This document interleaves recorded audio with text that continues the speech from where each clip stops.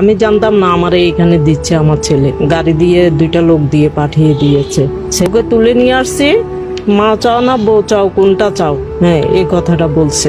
আমি হানা কোনো উত্তর দিইনি। আমাকে বলে যে কি দক্ষিণখান দিয়ে আসি। আমি সে দিয়ে আসো, যেখানে ইচ্ছা সেখানে দিয়ে আসো। আমি আর কোনো কথা বলিনি। এই পৃথিবীতে একমাত্র অমূল্য সম্পদ হলো মা, যার কখনো তুলনা হয় না। একজন মা তার সন্তানের জন্য কি না করতে পারে। একজন মা তার সন্তানকে মানুষ বানাতে গিয়ে যত কিছু প্রয়োজন সে এত কিছু করতে পারে।